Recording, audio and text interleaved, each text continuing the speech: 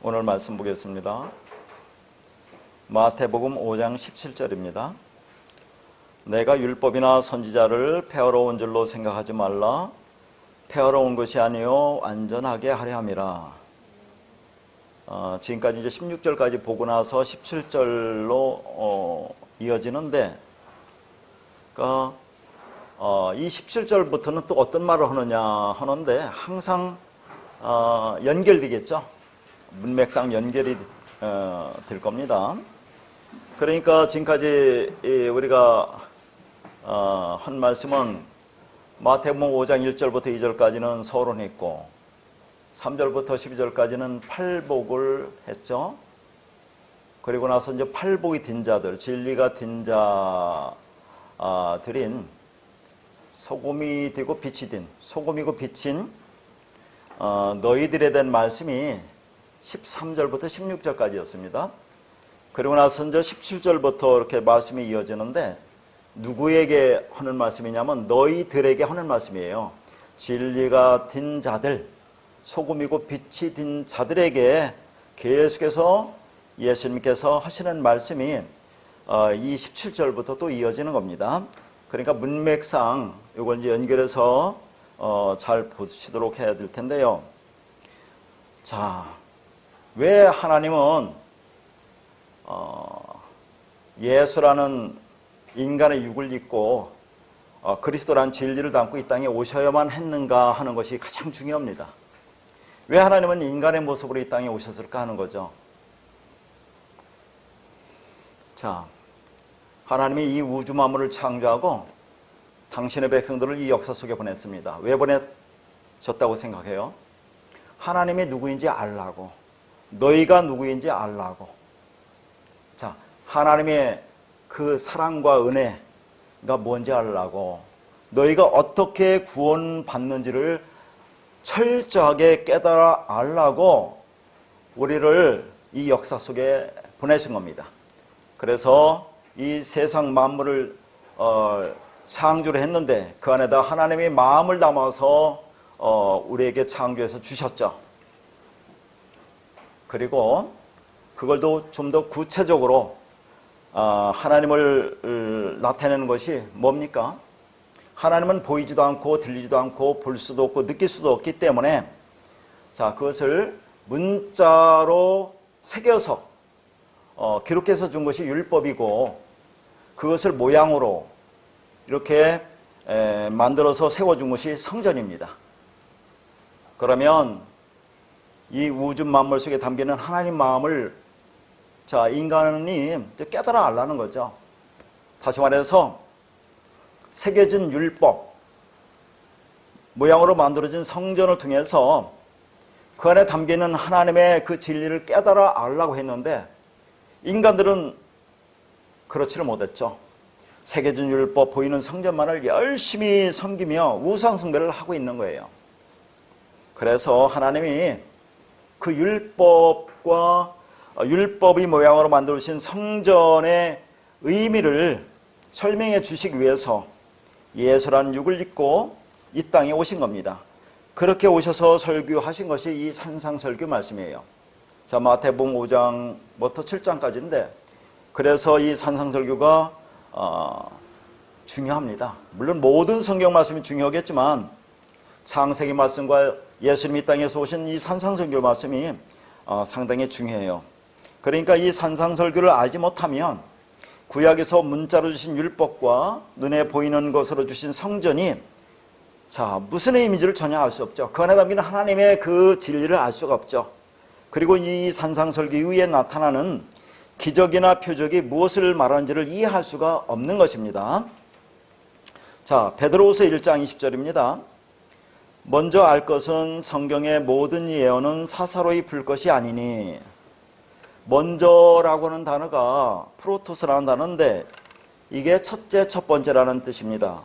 그러면 첫째, 첫 번째라는 의미가 뭘까요? 하나님이 우리에게 첫 번째로 주신 것이 율법입니다. 그리고 율법을 통해서 우리가 마지막으로 깨닫는 것이 그리스도죠. 그러니까 첫째로 준 것이 율법이다. 그러니까 먼저 알 것은 율법이 뭔지를 알아라는 얘기죠. 그걸 뭐라고 얘기하냐면 성경의 모든 예언이라고 있습니다. 성경이라는 그 뜻은 이게 기록하다, 새겼다라는 그런 말이에요. 그리고 예언이라는 것은 미리 말하다라는 그런 말이죠. 무슨 뭐 장래에 어떤 일어나는 일을 안다는 그런 예언을 말하는 게 아니라, 예언이라는 그 문자적인 원어의 의미는 미리 말한다는 그런 의미인데, 그러니까 성경의 모든 예언이라는 것은 자, 하나님이 미리 기록해서 새겨서 준 것을 말하는 거죠. 그러면 하나님이 미리 그렇게 새겨서 기록해서 준 게 뭐예요? 그게 구약 성경이죠. 그걸 율법을 뭔지 너희들이 알아라는 그런 말로 지금 쓰고 있는 겁니다.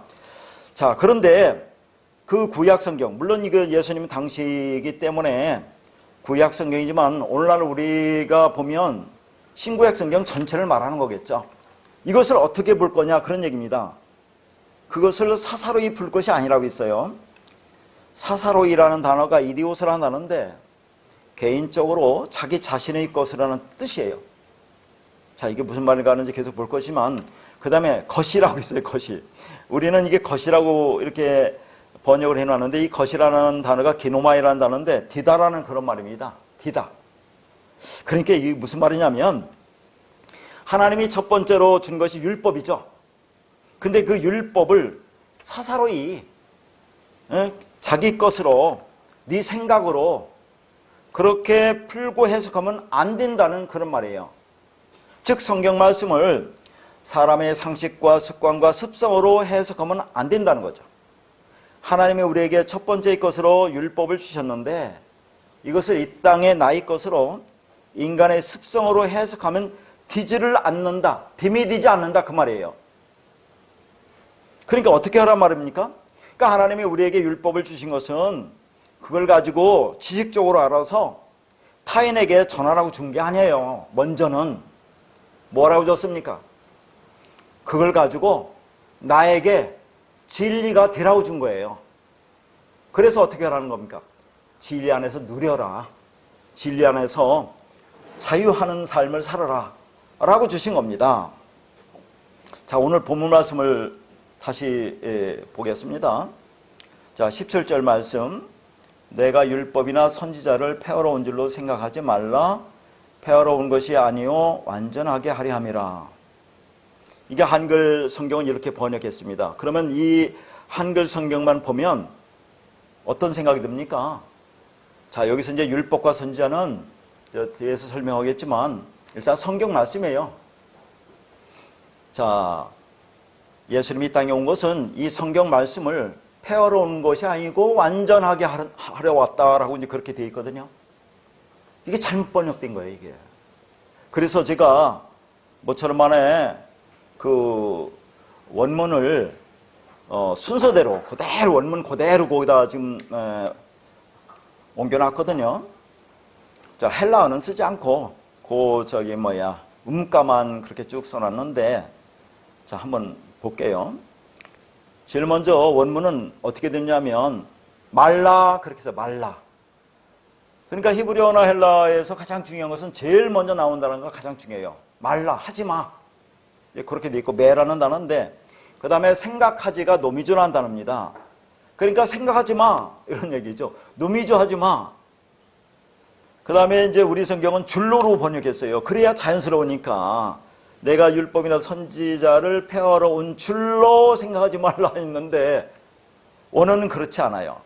이 줄로라는 것이 호티라는 단어인데 이게 접속사입니다.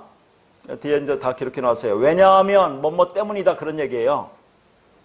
자, 그 다음에 내가 왔다는 것은 이제 에르코마이라는 단어고, 폐하러라는 단어가 카틀리오, 상당히 이 단어도 중요하고요. 율법이 노무스인데 그 앞에 호라는 정관사가 붙었고 이나, 그 다음에 선지자 프로페테스인데 그 앞에 호라는 정관사가 붙었습니다. 그리고 여기서 점이 찍혔어요. 원문은 원래 원문은 점을 위에다가 이렇게 찍어놨는데 저는 위가 찍을 수 없어서 거기다 찍어놨거든요.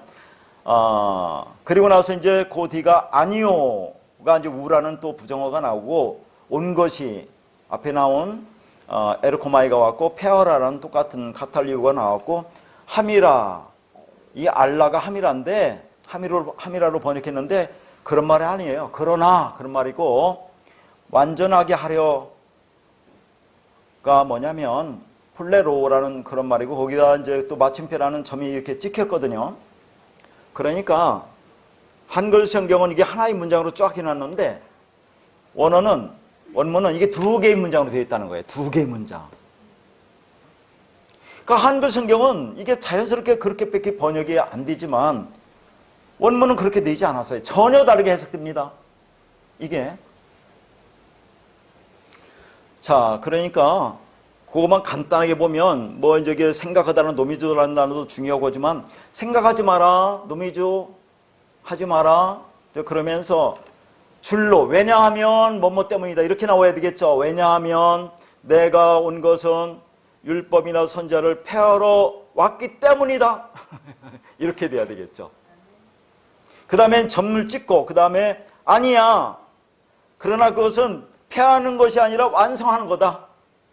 이걸 알아들으셔야 돼요. 예수님이 땅에 온 것은 죽으러 오셨잖아요. 십자가 죽으러 왔습니다. 그게 폐하는 거예요. 그렇게 죽으니까 그리스도가 드러난 거 아닙니까? 옛 성전, 율법의 성전이 무너지니까 새로운 성전, 진리 성전이 들어서는 거죠. 내가 죽어야, 다나토의 죽음을 죽어야 우리가 부활하는 겁니다. 근데 한글 성경을 보면 예수님이 따온 것은 율법과 선지를 폐하러 온 것이 아니라고 되어 있고 그걸 완성하라고 되어 있는데 그렇게 보면 안 된다 그런 얘기입니다. 예수님이 온 것은 율법과 선지를 폐하러 왔다가 맞아요. 폐하러 왔어. 그게 완전히 폐해야 돼. 그러니까 노미주 하지 마. 그런 얘기입니다. 노미주가 뭔지 중요해요. 노미주 하지 마. 그러나 그것은 폐하는 것이 아니고 완전하게 하는 거다. 완성이다. 폐하는 것이 완성이다. 그런 얘기예요. 아니 우리는 자꾸 예수님이 죽고 3일 만에 부활하니까 시간차가 있는 것으로 보죠. 근데 예수님 뭐라 합니까? 이 성전을 헐라 사흘 만에 내가 일으키리라 하는 건 뭡니까? 자, 예수가 육체인 예수, 율법의 성전이 부서지면 그건 세 번째 성전으로 드러나는 것은 동시사건이잖아요. 우리가 역사에서 6, 7, 8로 산다고 하죠. 6이라는 이 역사의 날을 우리가 말씀으로 양육받으며 살으면 그것을 깨달으면 7로 죽는 거죠. 그게 안식이고 그런 8로 부활한다고 하는데 우리는 설명하기 위해서 6, 7, 8을 그렇게 따로따로 설명하지만 이건 동시사건입니다. 여러분이 진리를 깨달으면 그 자체가 부활이에요. 완성이다 하는 거죠. 부서지는 것이 완성입니다. 근데 오늘 이 말씀이 얼마나 중요한지 몰라요. 그러니까 우리가 지금까지 말씀을 너희들이 그렇게 문자로 보면 안 된다는 것을 여기서 분명하게 또 보여줘요. 말씀을 문자로 보면 안 돼. 율법 그 자체로 보면 안 된다는 것을 자 예수님이 와서 누구에게 하는 겁니까? 진리가 된 너희들에게 지금 그렇게 얘기하고 있는 거죠. 너희들 그렇게 하면 안 돼 라는 것을 지금 말하고 있거든요. 자 구체적으로 단어 하나하나를 보면 말라라는 단어가 매라는 단어인데 하지 말란데 이게 부정이거든요. 부정인데 이 안에 담겨있는 뜻은 자 이게 형용부사라는 그런 문법적인 요소인데 어떤 개념을 부정하는데 근데 그게 원리적으로 안 된다는 그 말이에요. 자 설명하겠습니다. 뒤에서 원리적으로 안 돼. 부정은 부정인데 그게 원리적으로 안 된다. 그런 얘기고 이 생각하지라는 단어가 여기서 가장 중요해요. 생각하지. 노미주라는 단어거든요. 노미주라는 단어는 생각하다. 물론 생각하다는 단어이기 때문에 생각하지로 이렇게 번역했겠죠. 추측하다, 여기다, 익숙하다 이 뜻이에요. 그런데 중요한 것은 이 노미주라는 단어가 노모서라는 단어에서 왔어요. 노모서가 율법 법입니다. 율법 법에서 왔어요. 근데 율법은 또 어디서 왔느냐? 이렇게 이제 찾아 들어가는 겁니다. 율법은 네모라는 단어에서 왔는데 네모가 나누다 분배하다요. 그러면 맞죠? 율법은 항상 나누고 분배하는 거잖아요. 율법은. 그리고 이것이 관습 습관에서 왔습니다. 그러니까 율법이라는 것은 우리의 관습, 우리 습관에서 온 거예요. 그러면서 우리 관습 습관은 뭡니까? 항상 뭘로 둘로 나누지 않습니까? 성경은 모든 걸 둘로 나눠요. 인간의 어떤 습관이나 습성이라든가 본성은 항상 뭘로 둘로 나누게 되어 있어요. 이렇게 오는 겁니다.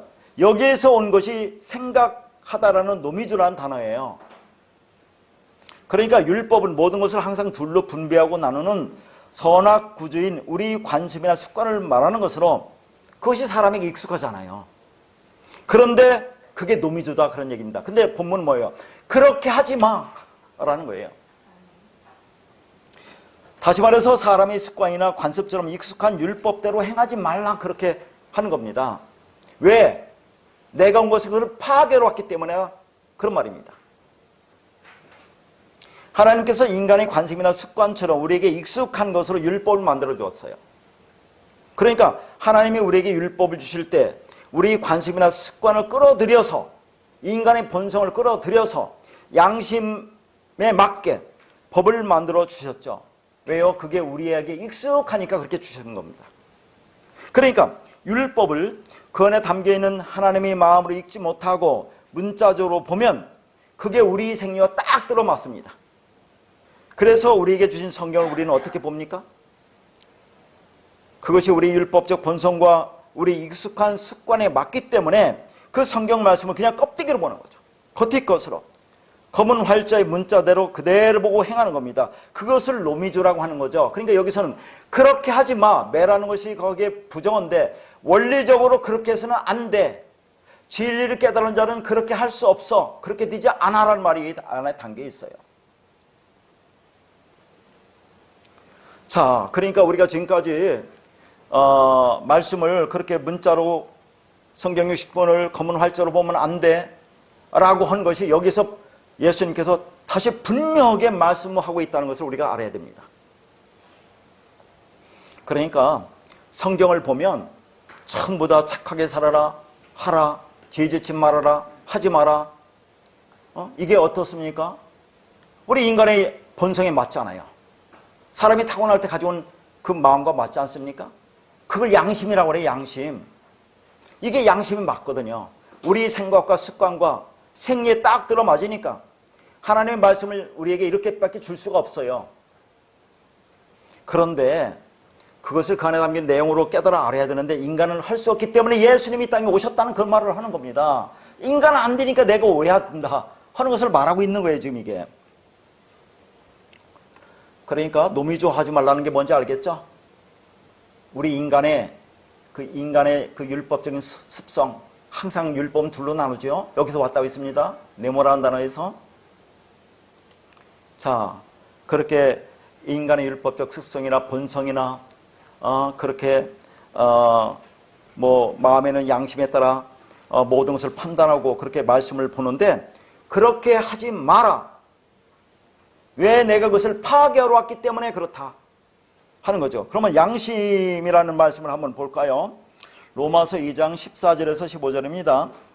율법 없는 이방인이 본성으로 율법 일을 행할 때에는 이 사람은 율법이 없어도 자기가 자기에게 율법이 되나니 이런 이들은 그 양심이 증거가 되어 그 생각들이 서로 혹은 고발하며 혹은 변명하여 그 마음에 새긴 율법 행위를 나타내느니라. 자, 율법은 이스라엘에게 주었죠. 그러면 이방인은 율법이 없겠네요. 그러면 그들도 어떤 행동을 해야 될 거 아닙니까? 그러면 그들은 어떻게 행동합니까? 마음의 양심에 따라 한다 그런 얘기예요. 마음의 양심에 따라. 율법이 없는 이방인들이 어떤 일을 행할 때는 그들은 양심에 따라 행한다고 하잖아요. 근데 그 양심이 뭐라고 합니까? 마음에 새긴 율법의 행위를 나타낸대요. 그러니까 이스라엘 백성들은 율법을 줬기 때문에 율법에 따라 행하는 것이고 그 다음에 이방인들은 율법이기 때문에 마음의 그 양심에 따라 하는데 그 양심이나 율법이나 똑같다. 그게 우리 본성이라니까요. 우리는 그렇게 타고났어요. 그래서 하나님 말씀을 그렇게 우리의 생리에 맞게 율법을 주었는데 왜냐하면 하나님은 진리이기 때문에 볼 수도 없고 느낄 수도 없으니까 그렇게 줄 수밖에 없어요. 그래서 그걸 깨달아 알라고 하는데 하나님의 은혜가 임하자면 깨닫지 못한다는 걸 얘기하고 있는 겁니다. 지금. 그래서 예수가 이 땅에 오셔서 겉으로 드러나는 것을 내가 파괴하고 그 안에는 진리를 드러내서 너희들에게 줘서 너희들을 구원하겠다, 완성하겠다는 그 말이 여기에 담겨 있는 겁니다. 정확하게 맞아요. 제가 지금까지 이 말씀을 한 것이 우리가 지금 공부하고 있는 것이 문자대로 보면 안 된다는 것을 여기서 예수님이 다시 진리가 깨달은 자들에게 다시 확인하는 거예요. 그렇게 보면 안 된다, 절대로 안 된다라고 얘기하는 겁니다. 그 양심이라는 단어가 헬라어가 긴데 이것은 쉰이라는 단어와 에이도라는 단어가 합성한 겁니다. 쉰이라고 하는 단어는 함께 더불어라는 것이고 에이도는 보다 알다. 제가 에이도 뭐라고 했죠? 에이도는 원형이고 A도는 그 원래의 단어고 그래요. 그러니까 A도나 A도는 똑같죠. 제가 A도를 뭐라고 했습니까? 보는 것 중에서 네가 중에서 두 번째라고 했잖아요. 그냥 겉것으로 보는 거. 그러니까 양심이라는 게 뭡니까? 더불어서 알고 더불어 보는 거. 함께 알고 함께 보는 거. 그게 인간의 본성이고 습성이라 그런 말입니다. 누구나 보편적으로 일반적으로 모든 사람은 자 모든 것을 같은 시각으로 보고 그걸 같은 지식으로 가지고 있어요. 그게 양심입니다. 그렇잖아요. 착한 일하고 지리지 말해야 되고 이건 해고 이건 검고 흰 것은 깨끗하고 검 것은 우리가 더럽다고. 물론 뭐 그렇지 않은 사람도 있겠지만 그런 것 말고 보편적으로 일반적으로 양심이라는 것은 누구나 보편적으로 그렇게 그들 마음에 가지고 있는 그 생각 그걸 양심이라고 한다 그 말입니다. 겉으로 보잖아요. A도 그렇죠? 일반적으로 겉으로 드러나는 대로 우리는 다 그렇게 보고 판단하고 그렇게 살아가고 있는 것이 양심이다 그런 얘기죠. 그러니까 율법은 양심과 같은 거예요. 그러니까 여기서 우리는 이 땅에서 양심대로 산다고 하잖아요. 근데 하나님은 양심대로 살으면 안 된다고 얘기하는 겁니다. 겉의 것으로 모양대로 율법을 보이는 그대로 겉의 것으로 보면 안 돼. 내 것을 파괴하러 왔다고 그렇게 얘기하고 있는 거죠. 그러니까 양심이라고 하는 것은 인간의 양심이라는 것은 누구나 태어날 때 다 가지고 나온 것으로 불완전한 것을 말합니다. 하나님의 속성과 닮은 것이 양심이에요. 인간의 양심은 절대지지 못한 율법적 양심이고 하나님의 양심이 선한 양심이죠. 자, 선한 양심이 하나님이 가지고 계신 보이지 않는 절대적인 양심입니다. 그래서 성경을 문자로 보면 우리 생각이나 습성인 양심과 딱 들어맞습니다. 그렇게 율법이 나의 본성과 습성에 맞기 때문에 그걸 행위로 하던 습관이나 생각을 노미주라고 하는 거죠. 그거 하지 마. 근데 이걸 지금 아까 한글 성경을 한 줄로 한 문장으로 보면 전혀 다르게 해석되잖아요. 원문은 분명히 두 문장으로 되어 있는데 이 차이가 얼마나 크겠습니까? 한번 생각해 보세요. 그런데 그 율법적 사고를 하지 말라고 하는 매라는 부정어는 아까 뭐라고 했습니까? 원리적으로 그렇게는 안 된다 그 말입니다. 원리적으로 그렇게 안 된다. 자, 인간은 노미주와는 습관적이고 관습적이며 생리적으로 아주 자연스러운 생각과 행위와 삶이 있습니다. 그거 안 하고는 살 수가 없어요. 그러나 이제 진리가 내 안에 들어오면 우리 습관대로 생리대로 생각하던 것은 원리적으로 하지 못하게 된다 그 말이에요. 그러니까 내가 진리를 깨닫고 진리가 되었다면 율법적 사고를 원리적으로 하면 안 된다는 그 말입니다. 근데 우리가 율법적 사고를 안 하고 삽니까? 아니 우리가 진리가 되었다고 율법적 사고를 안 해요. 그러니까 죽는 날이나 이게 완성되겠지만 여기서 말하는 것을 이렇게 보면 돼요. 여러분이 진리를 깨닫으면 이제는 성경 말씀이나 이걸 보면 율법적 사고를 안 하게 된다. 그렇게 보면 돼요. 아, 여러분 성경 보면 이제 율법적 사고를 합니까? 않죠. 그래서 16절까지가 진리가 된 자들, 빛과 소금이 된 자들, 팔복이 된 자들은 그들에게 말하는 거예요. 이제 그렇게 하면 안 돼. 라고 얘기하는 겁니다. 그런데 이렇게 생각해야 돼요. 그런데 이 말을 이제 우리가 진리를 알았으니까 율법적 사고를 해서는 안 되지라고 내 의지적으로 하는 순간 그건 또 다른 율법적 사고고 노미주예요. 그건 뭐라고요? 우리 안에서 자연스럽게 흘러나와야지 그걸 내 의지적으로 하면 안 된다 그 말입니다. 여러분이 진리를 깨달았다면 이제는 자연스럽게 돼야 된다는 그런 말을 하고 있어요. 그렇다고 완전히 없어지겠습니까? 우리 인간이 육을 입었기 때문에 인간의 육 자체가 율법인데 그건 잘 안 됩니다. 자, 성경과 이 세상에는 딱 둘밖에 없어요. 하라 하지 말라 밖에 없습니다. 그래서 하나님은 그런 사고를 가지고 있는 인간에게 진리를 율법으로 밖에 줄 수가 없습니다.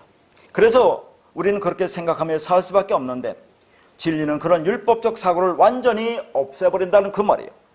이원론적인 율법적 선악구조를 없애버립니다. 그러니까 진리를 깨닫고 진리가 되면 그런 육신적인 율법적 습관대로 행하던 것이 자연스럽게 멈추게 되는 거죠. 이제 그렇게 하고 싶어도 안 된다. 이렇게 생각하세요. 여러분이 율법적 사고를 안 씁니까? 그러나 말씀은 이 진리를 깨달았으면 그렇게 하고 싶어도 안 돼 라고 알으면 돼요. 이거 그렇게 봅니까? 그게 안 되니까 계속 그렇게 보고 왔다 갔다 하는 거 아니겠어요? 지난 시간에 뭐라 했습니까? 진리가 됐으면 할 말이 없다고 했죠? 침묵은 금이라고 했습니다. 그래서 사도 바울이 셋째 하늘이 뭐예요? 셋째 하늘, 세 번째 성전, 그가 진리가 완성이 되니까 더 이상 할 말이 없다는 것이, 거기서 사람이 말로 할 수 없는 말, 내 말을 들었다고 한다. 더 이상 할 말이 없다라고 얘기하는 거예요. 자, 지금 주님이 17절부터 하시는 말씀은 마태복음 5장 1절부터 16절까지 이 말씀이 된 자들, 그러니까 팔복이 된 자들, 다시 말해서 진리가 내 안에 들어와 내 안에 소금 언약이 되었고 빛이 든 사람들에게 말씀하고 있는 겁니다. 그러니까 그렇게 되었다면 이제 율법적 사고를, 율법적 행위를 하려고 해도 안 된다 하는 거죠. 그게 매놈이죠. 생각하지 마 라는 그런 말이에요. 그런데 이것을 그냥 쭉 한 문장으로 읽어버리면 뭐예요? 아, 예수님이 율법과 선지자를 폐하러 온 것이 아니니까 그렇게 열심히 율법을 지켜야 되겠구나, 그런 생각을 할 거 아닙니까? 폐하러 왔는데. 그래서 거기 줄로라고 번역된 거 있잖아요. 이게 줄로로 왜 번역했는지 모르겠어요. 그게 자연스러우니까 줄로로 번역한 거죠. 줄로라는 단어가 호티라는 접속사인데, 왜냐하면 뭐뭐 때문이다 그런 얘기입니다. 그러니까 노미조 하지 마, 율법적 사고를 하지 마, 왜냐하면 이러이러하기 때문이다, 내가 온 것은 그것을 파괴하러 왔기 때문이다. 이게 끝나는 거예요, 여기서. 그러니까 성경 말씀을 어떻게 볼 건가를 또 한 번 생각하는 거 아닙니까? 그 다음에 자, 내가 왔다는 것이 에르코마인데, 자, 이것은 오다 가다는 뜻이고요. 그 다음에 페어라는 단어가 카틀리오라는 단어로, 이 카타와 리오의 합성어입니다. 카타라는 것은 아레로라는 전치사고, 리오를 잘 보세요. 리오가 중요합니다. 파괴하다, 부수다, 해방시키다, 자유케 하다, 이렇게 돼 있어요. 그러면 여러분, 한 단어가 서로 모순되잖아요. 모순되나 어떤 같은 의미가 있나, 뒤에 그렇게 해놨는데, 파괴되니까 자유가 된다는 그런 말이에요. 이게 참 기가 막힌 단어죠. 그러니까 카타라는 전치사가 붙어서 완전히 파괴되다, 철저히 멸하다, 그러면 너희가 자유케 되는 거야 하는 그런 말을 하고 있어요, 여기서. 그 다음에 이제 호노모스, 율법이 노모스인데 호라는 정관사가 붙어 있고, 선지자 프로페테스인데 호라는 정관사가 붙었는데, 그래서 그 율법과 그 선지자입니다. 구약의 율법은 뭘 가리켜요? 모세오경을 가리키는 거죠. 선지서라는 것은 선지자라는 것은 선지서를 가리키는 거예요. 선지서. 그러니까 이게 뭡니까? 구약 성경 전체죠. 율법과 선지자가 구약 성경 전체. 왜냐하면 예수님 당시에는 구약 성경밖에 없었기 때문에. 그러나 오늘날 우리는 뭡니까? 이거 성경 전체로 봐야 되겠죠. 자, 그런데 또 우리가 보여야 될 것은, 이거 내가 왔다는 에르코마이라는 단어인데, 자, 히브리어나 헬라어라는 것은 이 나라는 단어, 너라는 단어도 있지만 대개 동사 안에다가 그 인칭과 수나 자, 이런 것이 그 안에 표시되거든요. 성 같은 것이. 그러니까 이제 이게 내가 왔다는 것은 에르코마이라는 게 동사예요, 동사. 근데 1인칭이기 때문에 내가 왔다고 이제 번역을 했겠죠. 근데 중요한 것은 성이 없다는 거예요. 성이 없어. 그러니까 내가 왔다는 것은 예수가 뭘로 왔다는 거죠? 그리스도 진리로 담고 왔다, 그 말이에요. 왜 그렇습니까? 자, 율법과 선지자로 왔잖아요. 예수가 율법과 선지자로 예수가 왔습니다. 근데 왜 왔어요? 그게 파악이 그리스도로 부활해서 우리 안에 들어와 성경 말씀을 나의 습관과 습성대로 익숙한 율법으로 보고 내 양심대로 보고 노미주하는 그 율법을 파괴하기 위해서 왔다. 그래서 진리를 깨닫고 진리가 되어 진리 안에서 자유케 하기 위해서라고 그렇게 얘기를 하는 겁니다. 자, 거기 그렇게 나왔어요. 그래서 페어라는 단어, 페하로라는 카탈리오라는 단어를 다시 한번 보세요. 자, 이게 전치사가 붙어서 강조가 돼서 완전히 파괴하다, 철저히 멸하다라고 했는데, 리오가 파괴하다, 부수다와 해방시키다와 자유케 하다라는 단어가 한 단어 안에 있다는 것은 같은 의미다, 그런 얘기입니다. 거듭 얘기예요. 그러니까 완전히 파괴되어야 자유가 온다, 그 말입니다.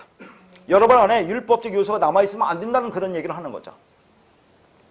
다시 말해서 율법이 완전히 파괴되어야 완전히 자유케 된다는 그 말입니다. 그리고 파괴된다는 건 뭐라고요? 우리 안에 형성된 어떤 것, 말씀을 노미주하는 것, 우리 습관과 습성대로 하던 것, 양심대로 하던 것을 파괴한다 그 말이에요. 인간에게는 너무 자연스럽게 습관적으로 관습적으로 율법적 사고가 형성되어 있는데 그걸 모릅니다. 아니 인간 자체가 율법이라니까 여러분이 율법적 덩어리예요. 그러니까 이 말씀을 나는 이제 율법적 사고를 안 해. 그보다는 말씀을 그렇게 보지 않게 된다는 얘기예요. 자, 그러니까 노미조하지 마라. 왜냐하면 내가 온 것은 그 율법과 선제를 완전히 파괴로 했기 때문이다. 그런 얘기예요. 따라서 율법을 성경 말씀을 인간의 습관과 관습대로 생각하지 말라는 뜻이죠. 자, 그래서 17절은 헬라어 원문에는 두 개의 문장으로 되어 있다. 앞의 문장은 율법이나 선제를 폐하러 왔다 해서 끝나야죠. 그러니까 노미조하지 말라로 끝납니다. 근데 이제 오늘은 제가 지금까지 설교를 길게 하고 하다 보니까 힘들어가지고 잘 어렵고 그래서 오늘은 간단하게 할 거예요. 오늘은 자, 뒤 문장은 다음에 하고 오늘은 여기만 할 텐데 자, 폐하러 왔다 해서 끝납니다. 그러니까 내가 율법이나 선제를 폐하러 왔기 때문에 노미조하지 말라 그런 얘기입니다. 근데 한글 성경은 반대로 되어 있잖아요. 뭐라고 되어 있습니까? 내가 율법이나 선제를 폐하러 온 것이 아니야. 폐하러 온 것이 아니요. 완성하러 왔다. 이렇게 되어 있으니까 전혀 다르다 그 말입니다. 아니 여러분 율법적 선악과가 완전히 무너져야 한다니까요. 파괴돼야 한다니까요. 예수가 죽어야 그리스도가 나오죠. 어떻게 할 겁니까 그게. 그런데 그건 파괴 자체가 완성이야. 동시사건이니까 그건 파괴라기보다는 완성이다. 또 이렇게 우리가 생각을 하는 겁니다. 무슨 말인지 알겠죠?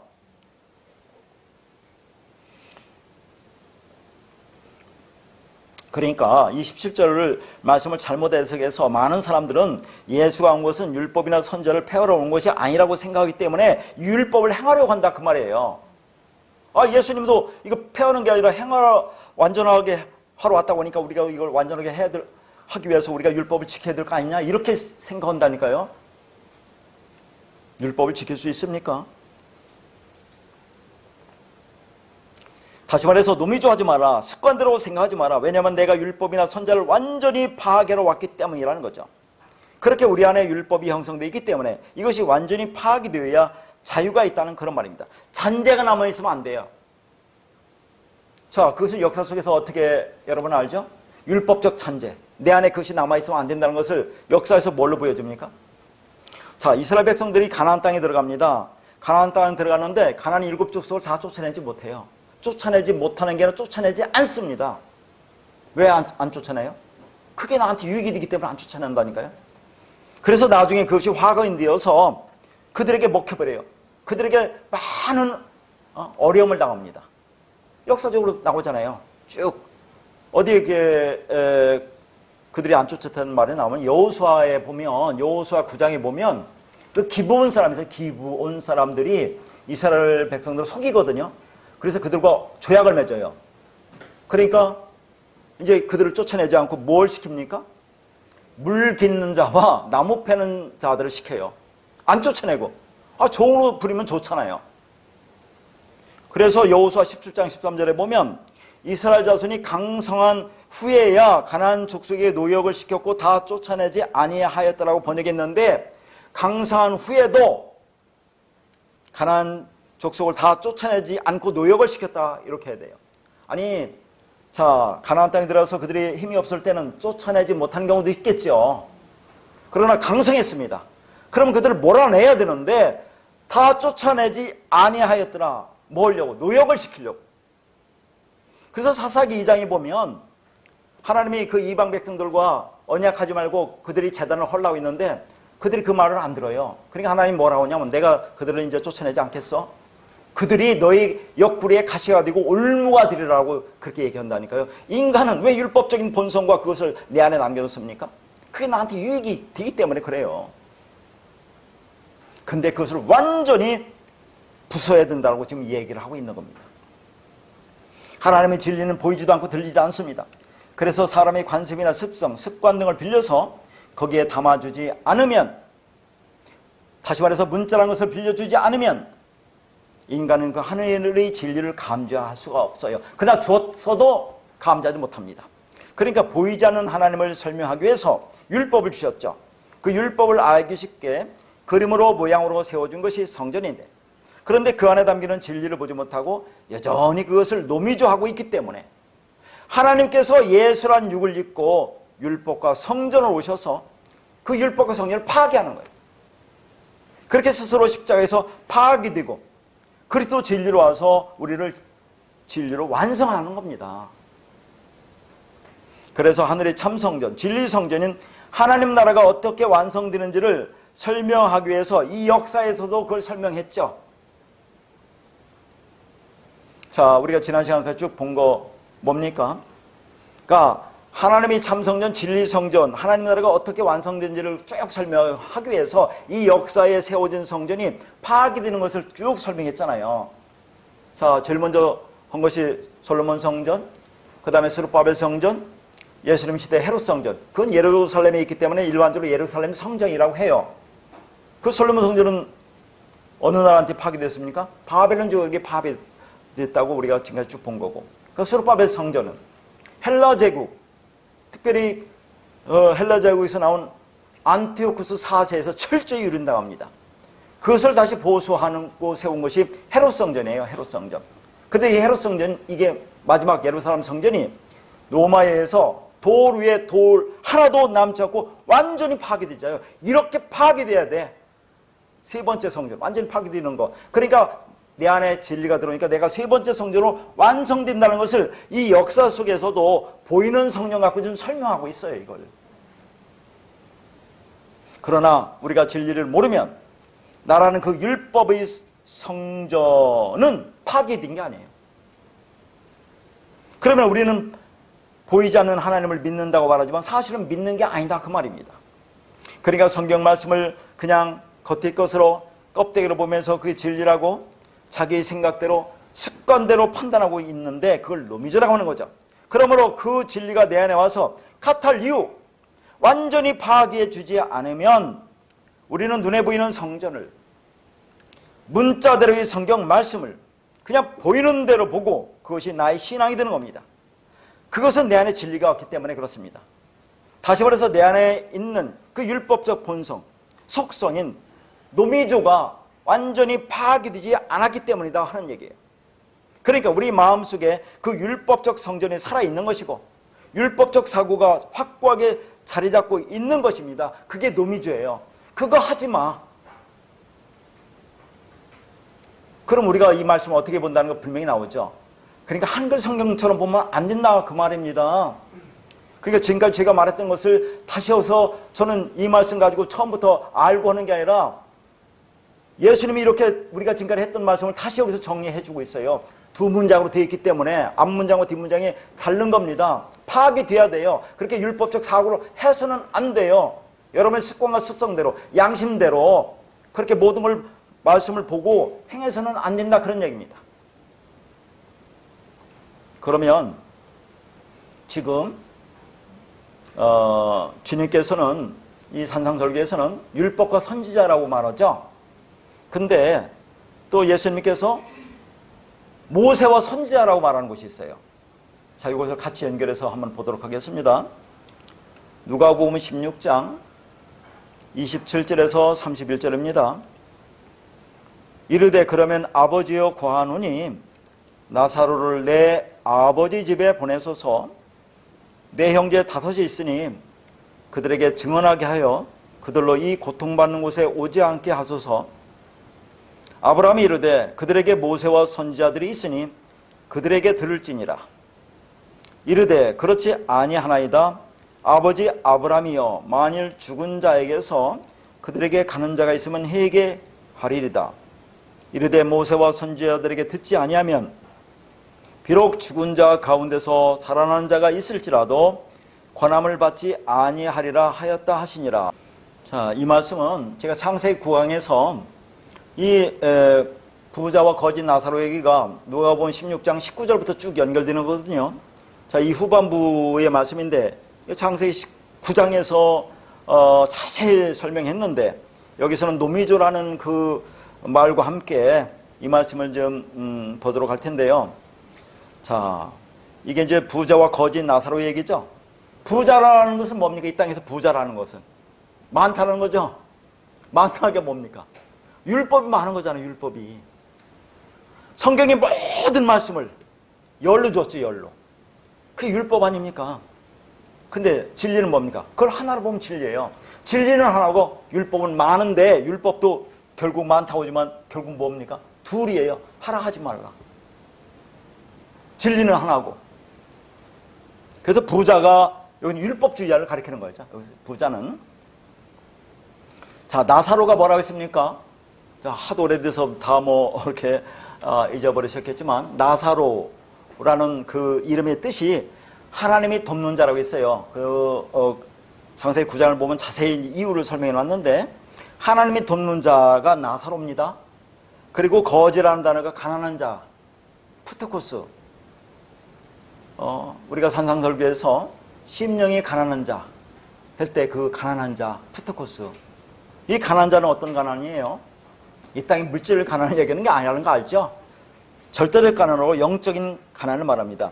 그러한 거지, 가난한 자, 푸트코스한 자에게 하나님이 도우심으로 성령이 임하여 진리로 드러난 것이 여기서 나사로예요.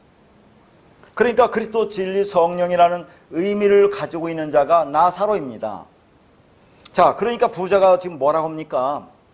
아브라함에게 나사로를 자기 아버지 있는 형제들에게 보내주라고 부탁하죠. 자, 나사로가 뭐라고 했습니까? 그리스도 진리가 딘 자예요. 왜냐하면 뒤에 보면 나사로와 아브라함이 아브라함 품에 나사로가 안겼다고 해요. 그럼 아브라함은 뭡니까? 아브라함은. 제가 아브라함 뭐라고 했어요? 아브람이 아니라 아브라함이라고 했어요. 이름이 바뀌었죠. 이 아브라함이라고 하는 것은 은혜의 성전, 자비의 성전, 국률의 성전, 사랑의 성전, 진리 성전이라고 했어요. 그러니까 아브라함은 진리 성전으로 하나님 아버지를 의미해요. 여기서 아브라함은 하나님 아버지를 의미합니다. 그러니까 나사로가 아브라함의 품에 안겼다고 하는 것은 하나님과 나사로가 연합돼서 하나가 됐다는 얘기예요. 그러니까 나사로가 진리가 된 겁니다. 그러니까 지금 어디예요? 저 하늘나라에 올라가 있는 것을 보여주고, 부자는 어디 있습니까? 음부에 있어요. 음부. 자, 그러면 부자가 말하는 내 아버지 집은 뭡니까? 여기 내 아버지 집이라고 있죠? 그건 율법의 성전이에요. 나라고 하는 율법의 성전에 그리스도 진리라는 나사로가 와야 진리를 말을 할 수 있는 진리 성전이 되는 겁니다. 그래서 진리를 의미하는 나사로를 보내달라고 부탁을 하는 거예요. 여러분 잘 보세요. 지금 부자는 어디 있습니까? 음부에 있죠. 그 다음에 거기에 이제 아브라함과 나사로가 품에 안긴 나사로와 아브라함이 거기에 구렁텅이가 있어요. 구렁텅이. 그러니까 저 멀리 있는 겁니다. 그럼 음부가 뭡니까? 음부. 23절에 음부. 제가 여러 번 있죠. 지옥 설명하면서 히브리어로 스올, 헬라어로 하데스. 자, 우리가 지금까지 배운 무저갱, 아비소스. 이게 다 같은 겁니다. 그 하데스라는 말은 자, 그냥 간단하게 말하면 보지 못하는 곳을 말해요. 보지 못하는 것. 뭘 보지 못해요? 진리를 보지 못하는 것. 말이 없는 곳, 물이 없는 곳, 진리가 없는 곳. 그걸 하데스라고 합니다. 자, 그러니까 우리가 지금까지 배운 무저갱, 아비소스, 그걸 창세기 1장 2절에서 기품이라는 태움이라는 단어로 제가 또 설명했어요. 태움, 기품. 인간의 욕망이 끝없는 상태. 그걸 태움, 기품, 아비소스, 무저갱이라고 했죠. 그게 음부, 지옥이다 그 말입니다. 그러니까 성경에서 말하는 지옥, 음부, 하데스, 게헨나 이런 것은 우리가 나중에 죽어서 가는 형벌의 장소를 의미하는 게 아니에요. 거기는 어떤 장소인지 우리는 알 수가 없습니다. 상상하지 마세요. 얼마나 무시무시할지. 그러나 성경에서 말하는 음부라든가 지옥이라든가 게헨나라든가 또 뭐예요? 무저갱이라든가 이런 것은 진리가 없는 것을 얘기해요. 잘 보세요. 그러면 제가 지금까지 말하는 것이 우리가 알고 있는 것이 맞는지 틀리는지, 이 부자가, 이 율법주의자가 지금 어디에 있으냐? 음부에 있죠. 진리가 아니니까 음부에 있는 거 아닙니까? 이 음부에 있는 이 부자가 저 나사로, 진리가 된 나사로와 저 아브라함에게 지금 말하는 겁니다. 형제 다섯이 있는데 뭐라고 그래요? 자, 그 형제에게 나사를 보내달라고 지금 부탁하는 거 아닙니까? 왜 부탁해요? 나사로 진리가 와야 진리를 깨닫고 진리가 되기 때문에, 우리 생각 속에 노미조하는 것이 파괴되기 때문에, 그리스도가 와야 그것이 파괴되기 때문에, 그래서 진리가 되어야 구원받기 때문에, 그러니까 나사로와 부자의 관계에서 보는 지옥이라고 하는 것은 어떤 사람이 가는 겁니까? 우리가 이 땅에서 예수 안 믿으면 지옥 가는 겁니까? 그게 아니라 진리가 없으면 지옥 간다는 얘기를 하고 있는 거예요. 그러니까 부자가 그 다섯 형제에게 이곳에 오지 않게 나사로를 보내달라고 한다니까요. 그럼 지옥은 어떤 사람이 가느냐 이겁니다. 음부는 진리가 없으면 간다는 얘기를 하는 거지, 이 땅에서 착하게 살면 갑니까? 죄 짓지 않으면 가요. 이 땅의 개념으로 윤리도덕적으로 바르게 살면 지옥에 안 가느냐 하는 겁니다. 그거는 아니잖아요. 부자가 분명히 말하죠. 하나님한테, 이것은 예수 그리스도를 지금 대용해서 말하겠죠. 예수님이 말하는 거나 마찬가지예요. 그곳은 어떤 자들이 가느냐? 진리가 없는 자들이 간다는 것을 얘기하고 있잖아요. 그러니까 나사로를 보내달라 하는 거예요. 나사로, 진리를 보내달라, 그리스도를 보내달라, 성령을 보내서 노미조하던 그 율법적 사고를 부숴버리고 진리를 깨달아야 여기에 오지 않을 수 있다는 그런 말을 하고 있다니까요. 여러분,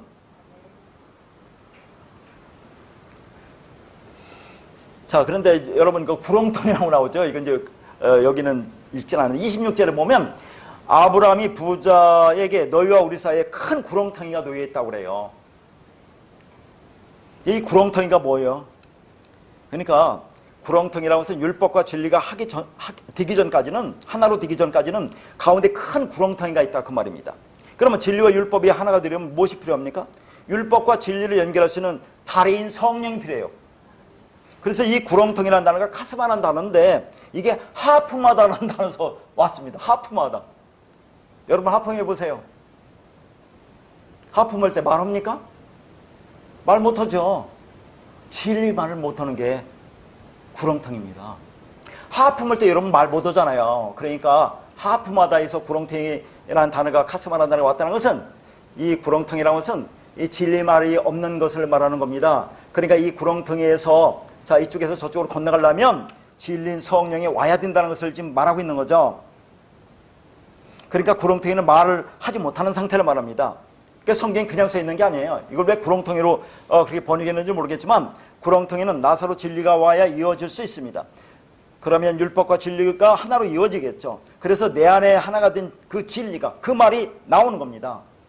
그러니까 지금 나사로에게, 아브라함과 나사로를 보고 부자가 뭐라고 합니까? 자, 손가락 끝에 물을 찍어서 내 혀를 서늘하게 해달라고 그래요. 물이 뭐라고 성경에? 말이죠. 말씀, 진리잖아요.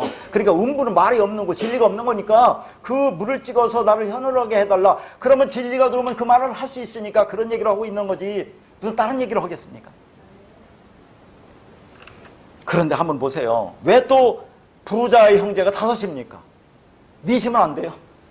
6명은 안 됩니까? 왜 하필이면 5명이에요, 부자가, 형제가.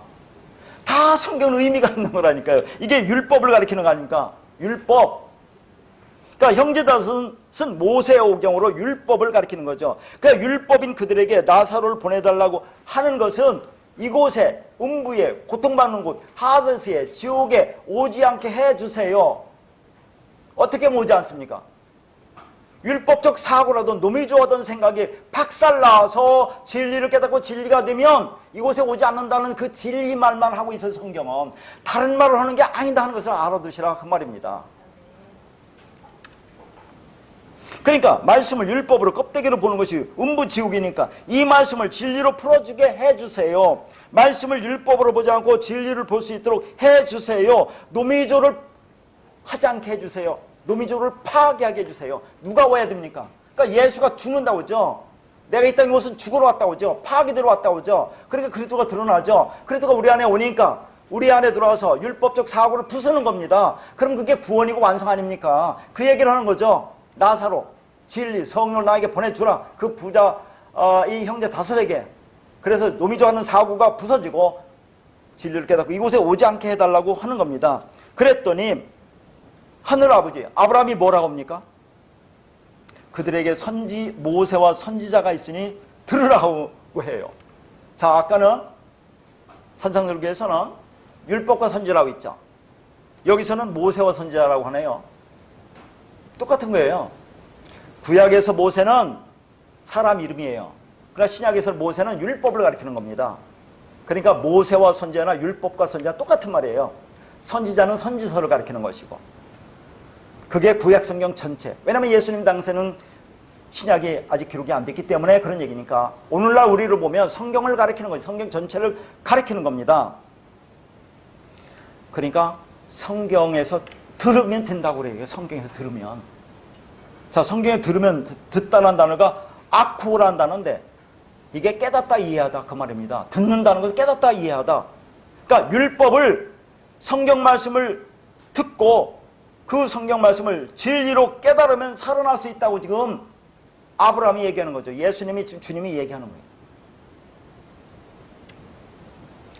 다시 말해서 성경을 진리로 들으면 구원이지만 율법으로 들으면 멸망이 다섯이 되어 음부의 부자가 된다는 그런 말입니다. 이 말씀은 지금 어디서 오는 거죠? 하나님 아버지를 상징하는 아브라함이 음부 하데스에 있는 부자에게 한다는 것을 잘 들으셔야 됩니다.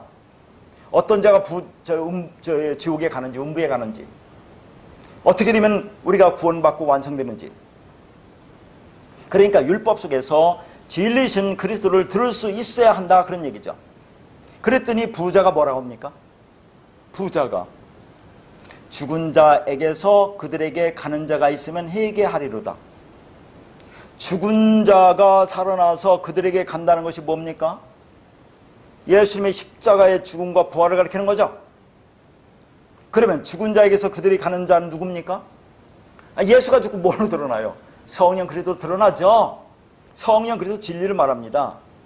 그러면 이 부자가 지금 말을 잘하고 있는 거예요, 안 하고 있는 거예요? 일단은 이건 지대로 하고 있는 거라니까요. 자, 예수가 죽고 그리스도로 가면, 그리스도로 가서 그리스도가 그 노미주하는 율법인 형제 다섯, 그 율법적 사고를 부수면 그러면 진리를 깨달으니까 그러면 그들이 구원받을 수 있겠다고 지금 부자가 얘기하는 겁니다. 지옥에 보니까 이건 진리가 없는 곳이 지옥이니까 진리가 되게 해달라고 하는 거니까 지금 부자 말은 틀린 건 없어요. 여기 이 말은. 그러니까 죽었다가 살아난 자가 와야 된다고 하는 겁니다. 그러면 이 말씀 율법이 진리로 풀어질 거라고 얘기하는 거죠. 이거 틀립니까? 맞습니까? 이 부자가 하는 말? 일단은 맞아요. 맞잖아요. 그러니까 요한복음 15장 26절에도 내가 아버지께로부터 너에게 보낼 보혜사 곧 아버지께로부터 나오는 진리 성령이 오실 때 그가 나를 증언하실 것이요. 여기 뭔 아버지께로부터 나온다 그러는데 아버지로 온다 그 말이에요. 아버지가 뭐라 했어요? 말씀, 진리, 성령, 하나님의 성전, 참성전, 진리 성령이, 성령이 오면 예수님 이 땅에서 하신 그 모든 말씀을 진리로 깨닫게 할 거야. 그럼 성령이 오면 그러면 지금까지 율법적 행위에서 돌아서서 진리 길로 갈 거죠. 그럼 그게 회개지요. 그렇게 해달라라고 하는 것은 틀린 게 아닙니다. 일단 틀린 게 아니에요. 그렇죠. 그런데 지금 31절에서는 아브라함이 뭐라고 그래요? 그걸 잘 보여야 돼요. 모세와 선지자에게서 듣지 아니하면, 그렇죠. 비록 자 뭐예요? 죽은 자 가운데서 살아나는 자가 있을지라도 권함을 받지 않는다, 그런 얘기죠. 이걸 여기를 잘 보셔야 됩니다. 자요, 권함을 받는다는 단어가 일단은 페이드라는 단어인데 믿다, 순종하다 그 말입니다. 그러니까 지금 이런 말이에요. 자, 이 관계를 잘 봅시다. 다시. 자, 부자가 아브라함에게 다섯 형제에게 나사를 보내달라고 하니까, 그래서 진리를 보내달라고 하니까 아브라함이 뭐라 합니까? 율법과 선지자가 있으니까 그들에게 들으라고 하죠. 율법과 성경 말씀이 있으니까 성경 말씀에서 진리를 깨달으면 된다고 얘기해요. 그러니까 부자가 뭐라 합니까? 그렇지 않다. 죽은 자에게서 그들에게 가는 자가 있으면 회개한다. 죽은 자, 예수가 죽고 그리스도로 가면 그들이 회개한다. 율법적 행위에서 돌아서서 진리의 길로 갈 수 있으니까 그러면 그들이 구원이다 하는 것은 맞는데, 다시 아브라함이 뭐라고 얘기합니까? 모세와 선지자에게서 듣지 못하면, 자, 죽은 자 가운데서 살아난 자가 있다 하더라도 권함을 받지 않는다고 얘기한단 말이죠. 이게 무슨 말 같아요, 여러분? 권함을 받는다가 뭐라고요? 페이도, 믿다. 믿음이 되지 못해. 율법과 선지자 성경 말씀 속에서 진리를 깨닫지 못하면 죽은 자인 예수가 죽고 그리스도로 너에게 간다 하더라도 믿음이 되지 못해. 진리가 되지 못해. 구원받지 못해. 이런 말입니다. 그럼 무슨 되는 것 같죠? 아니, 예수가 죽고 그리스도 성령이 오면 되잖아요. 그러면 되는데 왜 예수님은 그렇게 말합니까? 율법과 선지자, 모세와 선지자, 구약 성경, 아니 성경에서 오늘날 우리 보면 그 진리를 깨닫지 못하면 안 돼 라고 하는 이유는 뭡니까? 그러니까 성경에서 우리가 진리를 깨달으려면 어떻게 됩니까? 그리스도 진리가 우리 안에 들어와야 돼요. 하나님의 은혜가 임해야 될 거 아닙니까? 그러면 그렇게 구약 성경 말씀에서 내가 진리를 깨닫는 것은 하나님의 은혜가 임해서 그리스도 진리 성령이 와서 놈이 좋아하는 것이 박살 나야 그렇게 되는데, 그러면 되는데 그렇게 하면 되는 거 아닙니까? 그런데 여기에서 뭐라고 합니까? 죽은 자 가운데서 살아난 자가 있다 해도 그건 권한을 받지 않는다. 그렇게 얘기하는 것은, 자, 예수가 죽고 그리스도로 이 땅에 온다 하더라도 그것은 너희들이 믿음이 되지 못해. 무슨 말인지 알겠죠? 예수님 죽고 오순절날 성령으로 임했습니까? 아니었습니까? 이 땅에. 오순절날 예수가 죽고 오순절날 성령으로 이 땅에 임했어요. 자, 그리스도가 이 땅에 왔죠. 왔다 하더라도 그들에게 하나님의 은혜가 임하지 않으면, 성령이 내 안에 뚫고 들어오지 않으면 아무 소용이 없어. 그런 얘기를 하는 거야, 이게. 이해가 갑니까? 그래서 이게 복잡한 거예요, 이게. 우리는 단순하게 할 게 아니라, 아니, 우리는 예수가 죽고 죽은 자가 살아나서 우리 안에 오면 된다고 하는데, 여기는 그 갈지라도 성령이 우리에게 이 땅에 오순절 왔다 하더라도 몇 사람이나 이 말씀을 듣습니까, 지금? 전부 다 율법적으로 보죠. 노미조하고 있잖아요. 그렇게 하지 말라고 하는데 문자로 보면 그렇게 할 수밖에 없죠. 그렇게 와서도 못 알아듣는다. 그러니까 율법 성경 말씀에서 우리가 그걸 듣다, 진리로 깨닫지 못한다는 것, 하나님의 은혜가 임하지 않으면 안 된다. 그런 얘기를 지금 하고 있는 거예요, 지금. 야, 그런데 여러분, 왜 성경을 보면, 여러분 성경이 성경 전서로 되어 있죠? 여러분이 성경으로 써 있습니까? 성경 전서로 되어 있습니까? 성경을 안 갖고 다니면서 모르죠? 다 성경 전서로 써 있어요. 성경으로, 여러분 성경이라고 성경 말씀하지만 성경 전서로 되어 있습니다. 보세요, 여러분. 성경 전서로 되어 있죠. 왜 성경 전서로 되어 있어요? 성경과 전서는 다르기 때문에요. 성경이라고 하는, 경이라고 하는 것은 모세 5경, 그 중에서도 창세기라고 하는 것은 모든 성경 말씀의 서론이고 결론이에요. 그것은. 그러니까 사경이 뭐냐면 출애굽기, 레위기, 민수기, 신명기, 이게 경이에요. 그 다음에 전서라고 하는 것은 선지서를 말하는 겁니다. 이게 성경 전체죠. 신약은 어떻습니까? 신약, 마태, 마가, 누가, 요한복음, 이게 경이에요. 경. 똑같죠? 구약이나. 그러면 전서는 뭡니까? 서신서. 이 땅에 선자들이 제자들이 와서 한 말씀. 그러니까 중요한 게 뭡니까? 창세기에 이건 말할 것도 없고, 그 사경. 그 다음에 신약에서는 사복음. 그거 하면 끝나는 겁니다. 서신서는 할 필요가 없는 거죠. 서신서는 여러분들 보면 책망으로 됐어요. 선지자들 책망하죠. 왜 너희들이 이렇게 하고 책망하죠? 서신서 보면 다 사도 바울 책망하지 않습니까? 왜 진리가 안 되니까 책망 맞는 거예요, 그게. 자, 여기서 모세와 선지자라고 자꾸 나와서 그걸 구분해주기 위해서 그런 겁니다. 알겠죠? 성경 전서가 뭔지 그걸 얘기하는 거죠. 자, 어쨌든 간에 지금 이 말씀을 여러분이 분명히 알아들어야 돼요. 모순되는 것 같지만 모순되는 게 아닙니다. 자, 성경 말씀에서 우리가 듣지 못한다, 진리를 깨닫지 못한다는 것은 하나님의 은혜가 임하지 않았다는 거니까, 그런 자들에게 죽은 자가 살아나서 그들에게 간다 하더라도, 성령이 이 땅에 왔다 하더라도 그건 권함을 받지 못해. 믿음이 되지 못해. 진리가 되지 못해. 그런 얘기를 하고 있는 거죠. 죽은 자가 다시 살아나 다섯 율법에게 가는 그림은 예수님이 십자가를 모용하여 그려내는 겁니다. 그런데 아무리 예수가 죽었다가 살아나서 다섯인 세상으로 간다고 해도 그 다섯의 율법을 진리로 드러내지 못하는 자들에게는, 하나님의 은혜가 임하지 못하는 자들에게는 예수 그리스도의 십자가도 무용지물이 되는 거죠. 예수가 죽고 그리스도가 온다고 해서 무슨 의미입니까? 내 안에 뚫고 들어야죠, 은혜로. 그러니까 모세와 선지자, 즉 성경을 그냥 율법으로만 보게 되면 그건 부스러기, 모래는 율법을 가리켜요. 창세기에서 바다의 모래같이 자손이 많다는 것을 가지고 오해하고 있어요. 하늘의 별은 당신의 백성 가리키는 것이고 바다의 모래는 택하지 않은 자들을 가리키는 거죠. 아브라함에게도 그렇게 나오잖아요. 그럼 야곱에게는 그렇게 안 나옵니까? 여러분, 12지파가 나중에 3번밖에 12지파가, 처음 12지파가 한 번 2지파가 빠지고 2지파가 들어가고, 계시록에서는 또 2지파 빠지고 2지파가 들어갑니다. 그게 무슨 건지 잘 깨달아야 돼요. 왜 그러냐면 사사기 때 쪼다짓을 하는 2지파가 있습니다. 그건 마지막에 빠져요. 12지파에서. 다 본받는 게 아니라는 얘기를 거기서 하는 거예요. 하늘의 별처럼 바다의 모래처럼이라니까 그걸 질문해 오는데, 바다의 모래는 율법입니다.